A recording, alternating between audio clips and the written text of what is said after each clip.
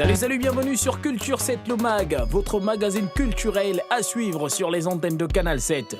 Au sommaire, pour ce premier numéro, nous ouvrons le bal avec l'Ouganda et son festival, le Batalo, un événement qui réunit toute une jeunesse conquise par des rythmes modernes. Au Gabon, si l'espoir de voir le patrimoine de toute une diversité culturelle être réuni dans un seul lieu, le Sisiba est pour l'instant les ruines d'un rêve que ne s'est pas concrétisé. L'Afrique du Sud a été le théâtre d'une belle exposition qui a drainé du monde avec près de 400 artistes qui se sont exprimés par leur créativité. À Kinshasa, l'année 2014 a été également le cadre d'une créativité avec la Fashion Week du mois de juillet, une fête pour la mode africaine. Et pour finir, c'est le Kenya qui boucle avec une originalité, un programme qui a pour la saison 2 invité l'artiste Flavor, Coke Studio. Voici pour le sommaire, merci d'être sur Culture Mag. A tout de suite.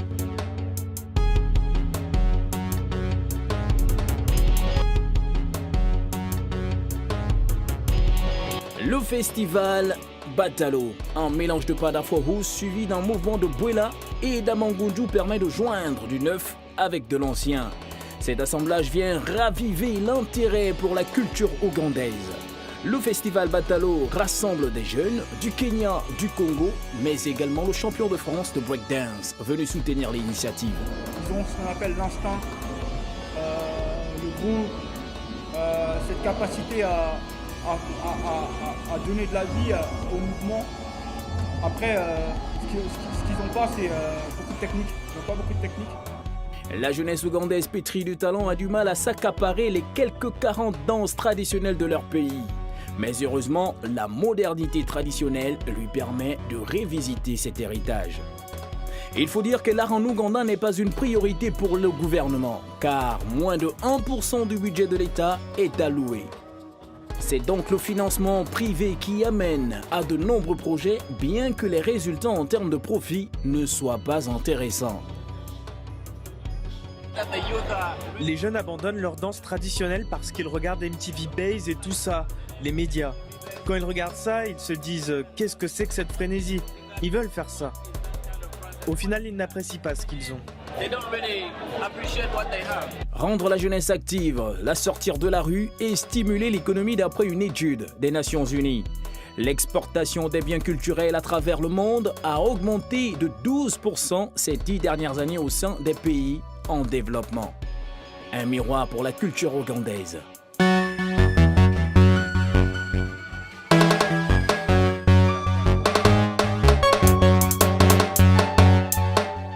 L'Afrique du Sud, cadre idéal, a été le lieu de rendez-vous pour la 7e foire d'art contemporain de Joburg avec le Joburg Art Affair qui s'est ouvert pour 4 jours.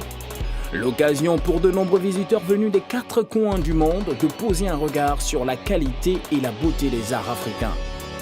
Un univers tout aussi exaltant qui montre ici le potentiel africain dans le domaine des arts. C'est donc près de 400 artistes venus de 8 pays qui se sont exprimés. Unique dans le genre en Afrique, le Joburg Art Fair est aujourd'hui une référence avec 39 galeries d'art pour plus d'une centaine d'artistes du continent et de la diaspora. La démographie de nos collectionneurs a changé. À la première édition, 5% des collectionneurs et des visiteurs étaient des Sud-Africains blancs et les artistes aussi. Et là maintenant, on a eu un changement démographique assez important. Si vous baladez dans la foire, vous verrez que 30% des visiteurs sont des Africains, des autochtones et les acheteurs aussi. Le créateur de cette foire orchestre la mise en scène d'une nouvelle génération d'artistes décomplexés qui, pour plusieurs d'entre eux, n'ont pas connu la colonisation. It's important for us to be here to help. C'est important pour nous d'être ici, pour participer à l'éducation d'un marché encore très immature en termes d'art contemporain. Nous travaillons essentiellement avec des collectionneurs étrangers, ça représente 50% de notre chiffre d'affaires. Le marché de l'art sud-africain est très concentré sur les œuvres sud-africaines modernes. Modern works.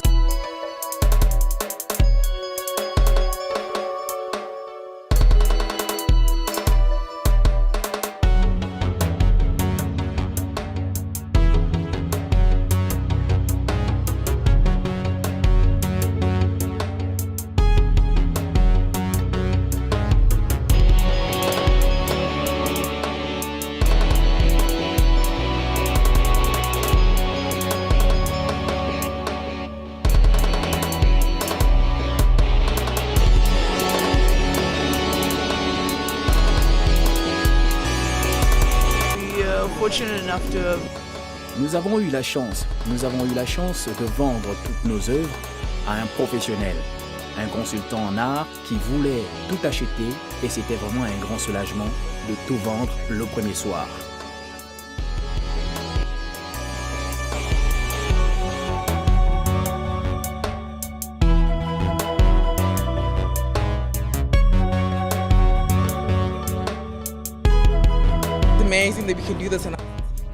C'est génial qu'on organise ça dans notre ville. Je trouve ça formidable qu'il y ait autant de talents. Je profite à fond et je profite de la diversité culturelle aussi. Pour Ross Douglas, initiateur de cet événement, le plus difficile à faire, c'est d'attirer les collectionneurs locaux car il n'en existe pas pour l'Afrique des musées d'art contemporain gérés par l'État. Avec des fonds pour l'acquisition des œuvres comme le soupir, l'un des responsables de Joburg Art Fair.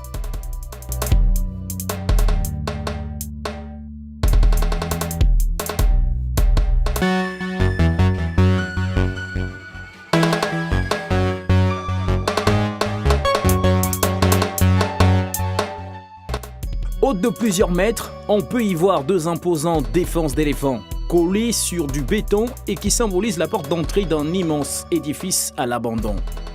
Nous sommes au Sisibal, au Centre international de civilisation bantoue, qui ne ressemble plus à grand-chose.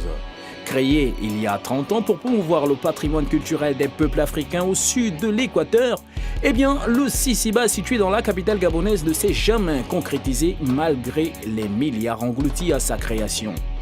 Aujourd'hui, quelques familles squattent les mines de ce vaste chantier à l'abandon, un labyrinthe qui s'étend à plusieurs niveaux au nord de Libreville. Les murs sont décrépits, les toitures arrachées et les herbes folles ont envahi depuis longtemps les bassins et fontaines qui ornaient les jardins.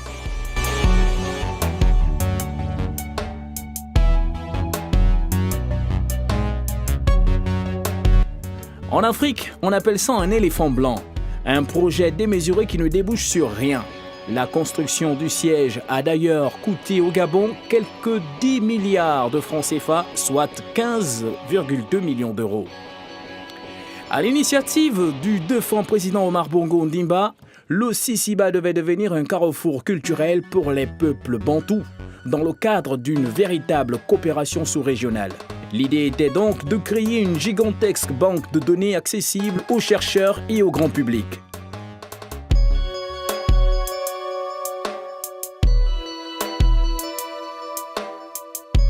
30 ans plus tard, le projet est manifestement enfoui dans les cartons. Les premières recherches ont permis d'archiver plus de 10 000 microfiches et documents. Mais les supports sont si vieux qu'il faudrait tout numériser pour les rendre à nouveau exploitables.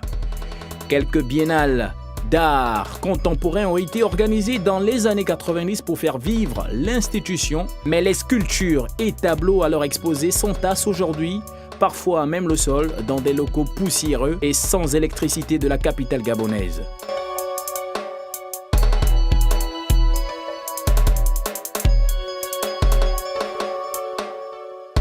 Va-t-on dire que la mission initiale a-t-elle échoué ?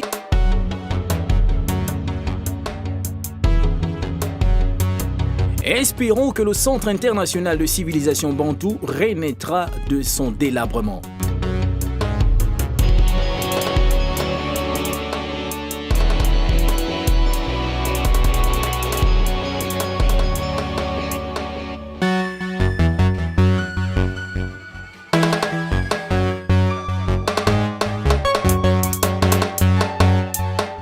Cap à Kinshasa.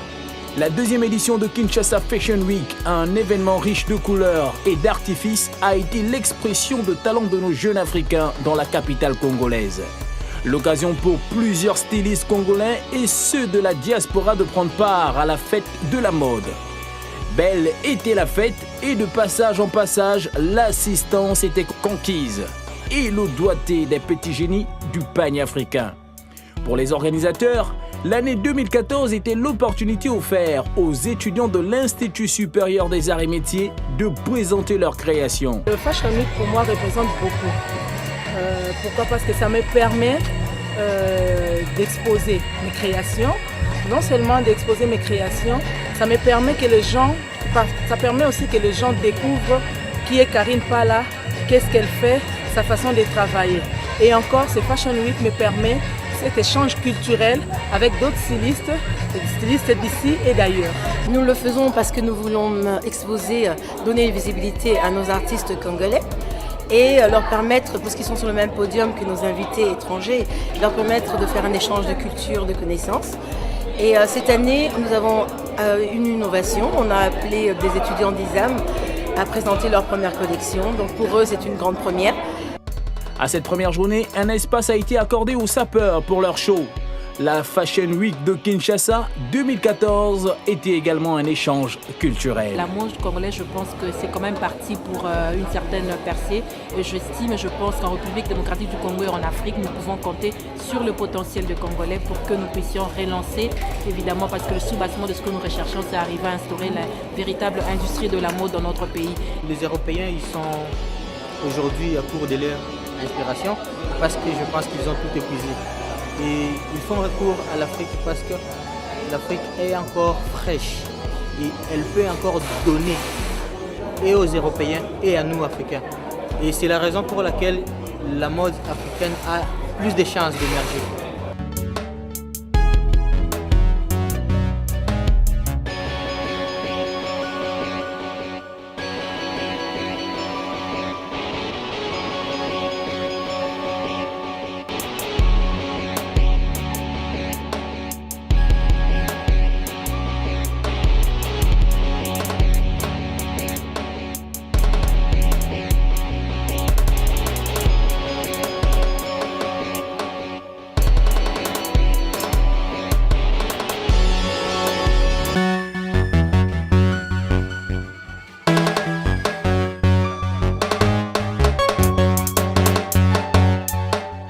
Coke Studio a un concept très original qui se donne pour objectif de réunir des artistes africains dans le but de leur faire travailler ensemble.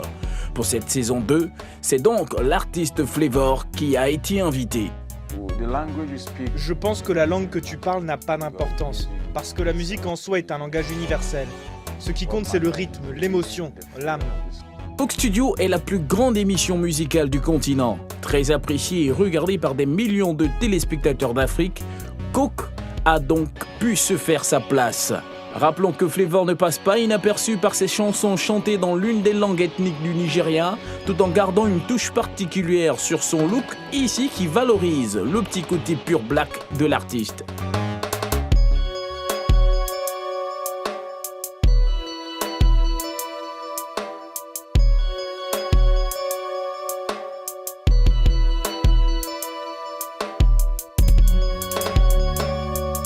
En tant que Nigérian vivant en Afrique de l'Est, vous le voyez, je peux voir comment les gens se construisent des idées d'année en année qui les empêchent de collaborer. Alors ce que l'on essaie de faire justement, c'est de construire des ponts dans cette Afrique divisée. C'est donc avec l'artiste Flavor et Coke Studio que nous allons boucler ce premier numéro de Culture 7 le Mag et se donner rendez-vous pour un prochain. À très bientôt sur les antennes de Canal 7.